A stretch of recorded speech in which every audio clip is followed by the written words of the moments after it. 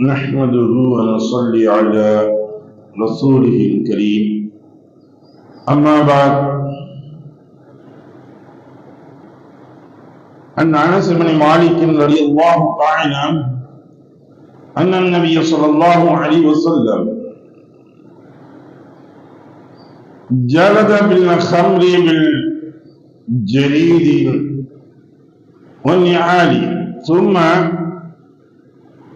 جلد أبو بكر 40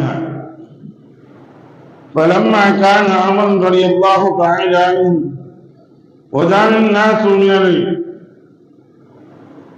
الريب والقرى إلى آخره أو قال النبي صلى الله عليه وسلم ساق رسول النبي الكريم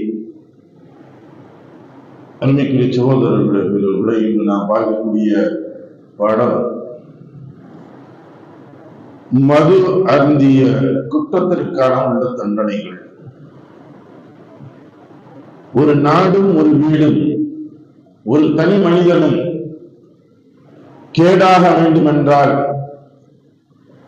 மொத்தத்திற்கு அவன் அழிய வேண்டும் என்றால், அவன் இந்த ஒரு பழக்கத்தை அவன் கையில் எடுத்தாலே போதும். எவ்வளவு பெரிய செல்வந்தனாக தமிழில் சொல்லும் பொழுது சொல்வார்கள், அவர்களுக்கு 7 தலைவர்கள் அமர்ந்து சாப்பிடும் அளவிற்கு சொத்துக்கள் உள்ளது என்று சொல்லக்கூடிய ஒரு மனிதனுக்கு இந்த ஒரு பழக்கம் இருந்தால் போதும், ஒரு தலைமுறைகள் கூட உருப்படியாக இருக்க முடியாது, ஒட்டுமொத்தமாக அழிந்துவிட முடியும். இது இஸ்லாம் ஆரம்ப கட்டத்திலேயே தடை செய்யப்பட்டதாக தடை விதித்துக் கொண்டேதான் வருது. அதற்கு ஆனால் இந்த குற்றத்தில் கிரிமினல் குற்றமாக மாறாது. கிரிமினல் குற்றம் எப்பொழுது வரும் அப்படின்னா, இவரின் மூலியமாக பிறருக்கு நோவினைகள் ஏற்படக்கூடிய சமயங்களில் தான். இது மது அருந்துவதன் காரணமாக முதன்மையாக தனக்கு நோவினைகள் ஏற்படக்கூடியது. இது செல்போடைய ஒரு இதுதான். அதனால இது கிரிமினல் குற்றத்துல சேர்க்காம பாவங்களில் பெரும் பாவம் தான் என்பதை இஸ்லாம் அதை வலியுறுத்தி சொல்கின்றது. ரசூலுல்லாஹி ஸல்லல்லாஹு அலைஹி வஸல்லம் அவர்கள் இதற்கு என்ன தண்டனைகள் விதித்திருக்கின்றார்கள்? அனஸ் இப்னு மாலிக் ரலியல்லாஹு தஆலா அன்ஹு அவர்கள் கூறியதாவது, மது அருந்திய குற்றத்திற்காக தண்டனையாக பேர்த்து மட்டையினாலும் காதலியினாலும், அதாவது செருப்பினாலும் அடிக்கும் நபி ஸல்லல்லாஹு அலைஹி வஸல்லம் அவர்கள் உத்தரவிட்டார்கள். இது சரியான தண்டனை. அடிக்கக்கூடியது செருப்பால எடுத்து அடிக்கணுங்கிறாங்க. குடிகாரனா கண்டா செருப்பால அடிக்கணும். அது எத்தனை அடி அடிக்கணும்? அபூபக்கர் சித்திக் ரலியல்லாஹு தஆலா அவர்கள் தமது ஆட்சி காலத்தில் 40 சாட்டை அடிகள் கொடுக்குமாறு உத்தரவு பிறப்பித்தார்கள். அபூபக்கர் சித்திக் ரலியல்லாஹு தஆலா அவங்க காலம் வரும்பொழுது 40 அடி அடிங்க அப்படிங்கிறாங்க. ரசூலுல்லாஹி அதைத்தான் நெஞ்சிருக்காங்க அப்படிங்கிறது பின்னுள்ள ஹதீஸ்களின் வாயிலாக நமக்கு தெரிய வருகின்றது. உமர் ரலியல்லாஹு தஆலா அவர்களுடைய ஆட்சிக்கு வந்த வேளையில் சிரியா, ஈராக் போன்ற பகுதியில் வெற்றி கொள்ளப்பட்டு மக்கள் அவர்கள் ஆட்சிக்கு வெற்றி கொள்ளப்பட்டு மக்கள் கிராமப்புறங்களிலும் செழிப்பான பகுதிகளிலும் குடியேறிய பொழுது வாழ்க்கை வசதி பெருகி குடிப்பழக்கம் அதிகரித்தது. அப்போது மது அருந்திய குற்றத்திற்காக தண்டனை விஷயத்தில் நீங்கள் என்ன கருதுகிறீர்கள் என்பதாக உமர் ரலியல்லாஹு தஆலா அவர்கள் மக்களிடம் கேட்டார்கள். அப்பொழுது அப்துல் ரஹ்மான் இப்னு அவுஃப் ரலியல்லாஹு தஆலா அவர்கள் குர்ஆனில் கூறப்பட்ட குற்றவியல் தண்டனைகளிலேயே மிகவும் குறைந்தபட்ச தண்டனையை 80 கசையடி அதற்குரிய தண்டனையை தான் நீங்கள் ஆக்க வேண்டும் என நான் கருதுகிறேன் என்றார்கள். இதன் அடிப்படையில் உமர் ரலியல்லாஹு தஆலா அவர்கள் 80 சாட்டை அடிகளை வணங்கினார்கள் என்பதாக சொல்லப்படுது. அப்ப உமர் அவங்களுடைய ஆட்சி காலத்துல பூமியில் 1/3 பகுதிகள் ஆட்சி செய்யும் அளவிற்கு இஸ்லாமியனுடைய ஆட்சிகள் பலர்ந்து விரிந்து வந்திருந்தது. அந்த பழக்கங்களை முன்னிருந்த பொழுது சிரியா, ஷாம் இந்த நாடுகள்லாம் முன்னாடி எப்படி இருந்துச்சுன்னா வல்லரசு நாடுகள். அதுதான் அவர்களுடைய மேற்கத்திய கலாச்சாரம் என்று பார்க்கப்படும் பொழுது அவர்களுடைய கலாச்சாரங்கள்லாம் எப்படி இருந்துச்சு? மது, மாது, சூது இந்த பழக்கங்களில் அவர்கள் அடிமைப்பட்டவர்களாக இருப்பாங்க.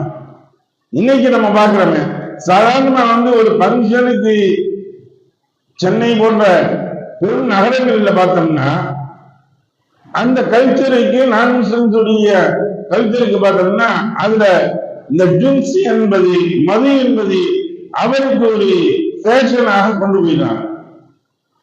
அது சாதாரணமாக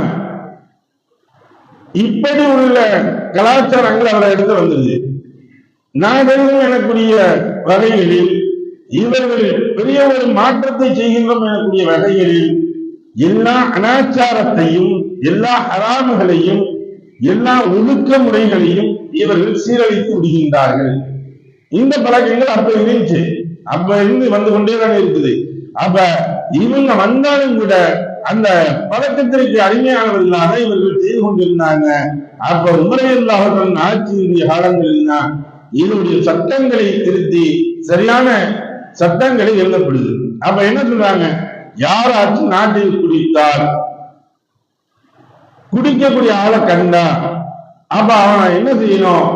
80 சவுக்கு அடிகள் அடிக்க வேண்டும். ஏன்? அவன் திருந்தன் அப்படிங்கிறதான். இதன் காரணமாக என்ன? அது குடிக்கக்கூடியது மூலியமாக குடிக்கக்கூடியவர்கள் அந்த அவர்களுடைய கோடைகளில் அந்த சாராயத்தை ஊற்றி வைத்து குடிப்பதற்கு முன்பதாக தன்னுடைய மனைவி மக்களை எண்ணிப்பார்கள். முதன்மையாக தங்களை எண்ணிப்பாருங்கள். இதை குடிச்சோம்னா என்னுடைய லிவர்ல இருந்து, கிட்னில இருந்து, என்னுடைய குடல்ல இருந்து எல்லாம் வீணாயிருமே. அது ஒரு நிமிஷம் நம்ம நினைச்சு பார்ப்போம். இது நான் இன்னைக்கு குடிச்சிருந்தேன், இதை குடித்ததன் காரணமாக என்னுடைய குடல் என்ன ஆகும்? குடல் வெந்து போய்விடும். குடல் வேக வேக வேக இன்னைக்கு நமக்கு தெரியாது. குடல்ல இருக்கக்கூடிய சிறிய சிறிய புண்ணுகளாக ஏற்படும். அந்த புண்கள் காலப்போக்கில் அது வேதனைகளை கொடுக்கும் பொழுதுதான் தெரியும். காலப்போக்கில் கேன்சர்ல கொண்டு போய்விடும். இதனுடைய ஒரு தாக்கம் தன்னுடைய 2 கிட்னிகளை இழந்து இன்னைக்கு டயாலிசிஸ் எனக்கூடிய ஒன்றை கண்டுபிடிச்சு வச்சிருக்காங்கன்னா இதனுடையதுதான். இப்ப இந்த குடியுடைய பழக்கங்கள் கொஞ்சம் கொஞ்சமாக போக போக போக எல்லாத்தையும் அழிச்சிருது. இன்னும் எந்த அளவிற்கு இதனுடைய தன்மை விஷயங்களை பற்றி பார்க்கப்படும் பொழுது மது என்பது எந்த அளவிற்கு இருக்குது, போதை தரக்கூடியது என்று பார்க்கக்கூடிய சமயத்தில் எல்லா விஷயங்களும் எதெல்லாம் போதை தருகின்றதோ அது அனைத்துமே ஹராம் தான். எந்த ஒன்று போதை இருந்தாலும் சரி ஹராம் தான். அது ஒரு மடக்காக இருந்தாலும் சரி அல்லது ஒரு லிட்டராக இருந்தாலும் சரி, எப்படி கொடுத்தாலும் ஹராம் தான். அதனாலதான் அது ஆல்கஹால் என்பது எழுதப்பட்டிருப்பதை அனைத்தையுமே தவிர்ப்பது சாலச் சிறந்ததாக இருக்கு. ஏன்னா அந்த கொஞ்சம் கொஞ்சமாக நமக்கு கொடுக்கக்கூடிய ஒன்றுதான் பெரிய ஒரு விளைவுகளை ஏற்படுத்துது.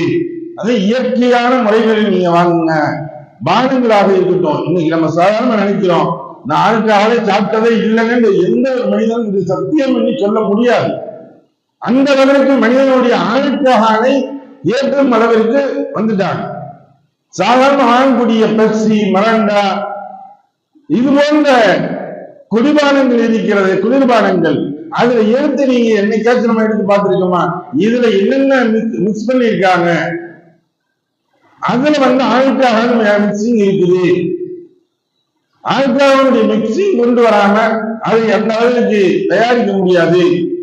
அப்ப நாம் சாதாரணமாக நான் வாங்கி ஸ்பிரிட் தாங்க சாப்பிட்டேன், பெப்சி தாங்க சாப்பிட்டேன், சவனப்பு தாங்க சாப்பிட்டேன். ஆனால் அதன் மூலியமாகவும் ஆல்கஹால் நம்ம உடம்பில் கலந்து கொண்டேதான் இருக்கின்றது. ஆக அது என்னதான் நாம் தவிர வேண்டும். அதுக்கு என்ன மாற்று வழிகள்? இயற்கையான முறையில் இருக்கக்கூடிய இளநீர்கள், தர்பூஷிகள், தண்ணீர் பழங்கள், இது போன்ற விஷயங்களை வாங்கி நாம் அருந்துவதை விட்டு விடுகின்றோம்.